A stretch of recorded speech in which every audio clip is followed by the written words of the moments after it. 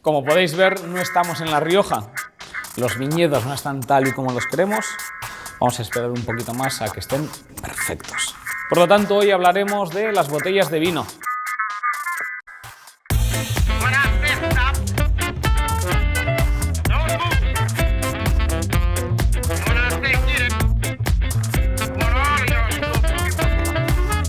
Antes de hablar de las diferentes formas de botella de vino, ¿no os habéis preguntado alguna vez si realmente influye en la calidad y en la conservación del vino los diferentes tipos de botella? La respuesta es no, es meramente estético. Lo que realmente influye es el color del vidrio y el tamaño de la botella. Es necesario volver al pasado para comprender la evolución de las botellas. Al comienzo, las botellas las hacían artesanalmente sopladores de vidrio, por eso eran más redondeadas. Fue a partir de 1821 que comenzó la producción en serie de las botellas de vino. Los formatos más universales son Borgoña, Burdeos, Troncocónica, Rin, Jerez, Champán, Chianti y Oporto. Como podéis ver, la forma es meramente un elemento estético o diferenciador, dependiendo del origen y estilo de cada uno de los vinos. Y ahora ya abriremos una botella. Necesitamos un voluntario, nos vamos con Pricun, el voluntario.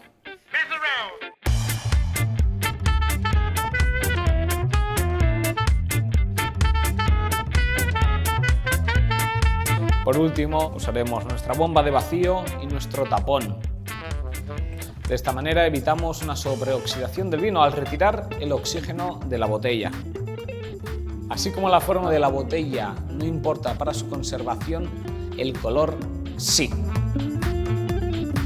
Y de nuevo vuelvo a la historia para explicarlo mejor. Históricamente, las botellas se elaboraban de una manera artesanal, lo que suponía muchas impurezas para el vidrio.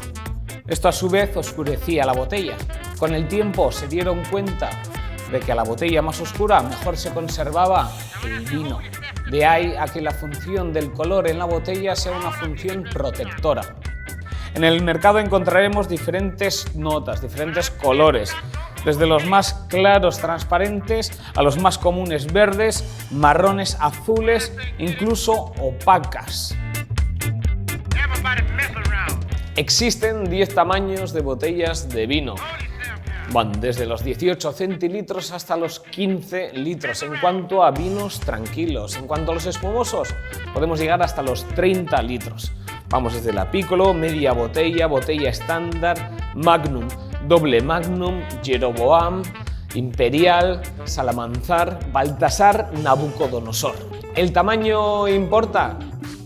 Según la creencia popular, sí. Esta creencia dice que en cuanto a mayor es el tamaño de la botella de vino, menor es la proporción de vino-oxígeno. Por lo tanto, para vinos de guardia, para vinos que queremos guardar y envejecer, ese envejecimiento será más progresivo, más consistente. No obstante, no está al 100% probado, es una creencia popular, pero nos sirve mucho. En el caso que tengamos una fiesta, mejor abrimos una Magnum o una doble Magnum en lugar de una tamaño estándar. Y ahora hablaremos de la botella estándar. ¿Por qué es de 75 centímetros? Bueno, regresamos a la historia que siempre tiene algo que enseñarnos. En este caso, 3 historias muy interesantes. La primera, bueno, originalmente las botellas se elaboraban de manera artesanal por sopladores a pulmón. De una sola soplada conseguían soplar entre 70 y 80 centilitros. Una segunda historia nos cuenta que el volumen del vino añadido al peso de la botella sumaban 1 kilo. La tercera historia, quizás la más interesante, es que en el siglo XIX los ingleses estandarizaron para sus transacciones el galón imperial, equivalente a 4,5 litros y a su vez equivalente a 6 botellas de vino. Y ahora, utilizando nuestro descorchador eléctrico, abriremos la botella Magnum.